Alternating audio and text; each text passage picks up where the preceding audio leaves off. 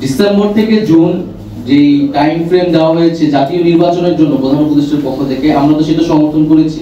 রাজনৈতিক মতামত, ভিন্ন মত, আদর্শ কিন্তু আমাদের থাকতেই পারে। সেনাবাহিনী দেশের গুরুত্বপূর্ণ একটি প্রতিষ্ঠান, কিন্তু তার কাজ নয় রাজনৈতিক বিষয়ে সিদ্ধান্ত দেওয়া। কিন্তু শুধু একটা জাতীয় নির্বাচনে এই গণঅভ্যুত্থানের পরে আমাদের একমাত্র আকাঙ্ক্ষা না। বাংলাদেশের এই অনৈক্যের পিছে আমি মনে করি যে মূলত রয়েছে আওয়ামী লীগ। কারণ আওয়ামী লীগ চায় না যে এই ঐক্য থাকুক। ফলে বাংলাদেশকে ফ্যাসিবাদ মুক্ত রাখতে হলে আমাদের সেই ঐক্যের জায়গাটা সবসময় ধরে রাখতে হবে। জাতীয় নাগরিক পার্টি তার যেটা প্রত্যাশা, জনগণের যেটা আকাঙ্ক্ষা বলে সে মনে করে, সেই কথা বারবার ব্যক্ত করে গিয়েছে যে আমরা নতুন সংবিধান চাই, সেটার জন্য গণপরিষদ নির্বাচন চাই, আমরা মৌলিক সংস্কারের জন্য জুলাই সনদ চাই, আমরা বিচার চাই। কিন্তু বিএনপি সবসময় নির্বাচনের কথা বলে গিয়েছে। এটা জাতীয় নির্বাচনী, কিন্তু শুধু একটা জাতীয় নির্বাচনী এই গণঅভ্যুত্থানের পরে আমাদের একমাত্র আকাঙ্ক্ষা না। এটা আমাদের অন্যতম আকাঙ্ক্ষা, ভোটাধিকার প্রতিষ্ঠা, এটা একমাত্র আকাঙ্ক্ষা না।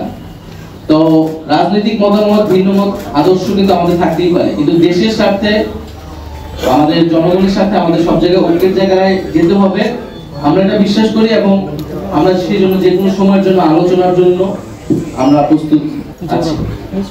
যদি ওনাকে জিম্মি করা হয়, ওনাকে চাপ প্রয়োগ করে কোনো দাবি আদায় করা হয়, তাহলে সেটি আসলে সম্ভব নয়, উনি এটি সম্মত নয়।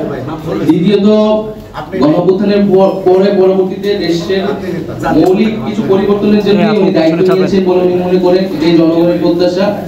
সেই মৌলিক কাজগুলা, বিচার, সংস্কার, এই বিষয়গুলো যদি উনি করতে না পারেন, তাহলে আসলে ওনার থেকে কি লাভ? উনি যে প্রতিশ্রুতির জায়গা থেকে এসেছিলেন সেটি উনি রক্ষা করতে পারতেছেন না এই পরিস্থিতিতে। এবং দেশে যদি এই পরিস্থিতি চলতে থাকে, রাজনৈতিক দলগুলো যদি বা বিভিন্ন পক্ষ যদি এভাবেই মানে চলমান থাকে, তাদের কার্যক্রম, তাহলে আসলে ওনার পক্ষে দায়িত্ব পালন করা সম্ভব নয়। এবং যদি নির্বাচনের জন্য এরকম ভাবে চাপ প্রয়োগ করা হয়, তাহলে একটা নিয়ন্ত্রিত নির্বাচন হতে যাচ্ছে, এটাও তিনি সন্দেহ পোষণ করেছেন। ফলে এটার দায়ভার উনি নিতে চান। আমাদের জায়গা থেকে আমি বলেছি যে ওনাকে দায়িত্বে থাকতে হবে, কারণ প্রতিশ্রুতির জায়গা জনগণের কাছে ওনার রয়েছে। এবং ফলে উনি রাজনৈতিকভাবে বিষয়টা সমাধান করুন, সকল রাজনৈতিক দলগুলোকে বলুক। এবং জাতীয় নাগরিক পার্টি আমাদের জায়গা থেকে আমরা সকল বিভিন্ন রাজনৈতিক দলগুলোকে এই মেসেজ দিয়েছি, যাতে সবাই দেশের এই পরিস্থিতি বিবেচনা করে রাজনৈতিকভাবে ঐক্যবদ্ধ হয় এবং একটা ইতিবাচক সিদ্ধান্তের দিকে যায়। ১/১১ বন্দোবস্ত বলতে কিন্তু এটাই বোঝায় যে সেনা সমর্থিত এবং বিদেশি শক্তির প্রভাবে দেশে একটা জনগণ বিরোধী, গণতন্ত্র বিরোধী একটা সরকার।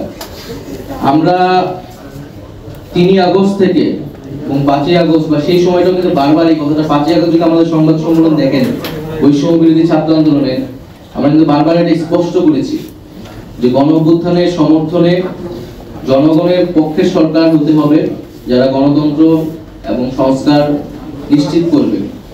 আমরা সেনাবাহিনীর প্রতি আমাদের শ্রদ্ধা আছে। সেনাবাহিনী দেশের গুরুত্বপূর্ণ একটি প্রতিষ্ঠান, কিন্তু তার কাজ নয় রাজনৈতিক বিষয়ে সিদ্ধান্ত দেওয়া। তার কাজ দেশের প্রতিরক্ষা, দেশের নিরাপত্তা নিশ্চিত করা এবং ক্রাইসিস মোমেন্টে তারা এখন রাস্তায় আছে, আইন শৃঙ্খলার বিষয়টি দেখতেছে। দ্বিতীয়ত, আমরা গণপরিষদ এবং আইনসভা নির্বাচনটি চাই, যেটা আমাদের নতুন সংবিধান এবং আমাদের যে ট্রানজিশন সেটা নিশ্চিত করবে। অতি দ্রুত স্থানীয় সরকার নির্বাচনের আয়োজন করা সম্ভব এবং সেটার জন্য নির্বাচন কমিশন পুনর্গঠন করে স্থানীয় সরকার নির্বাচনের দিকে যাওয়া উচিত।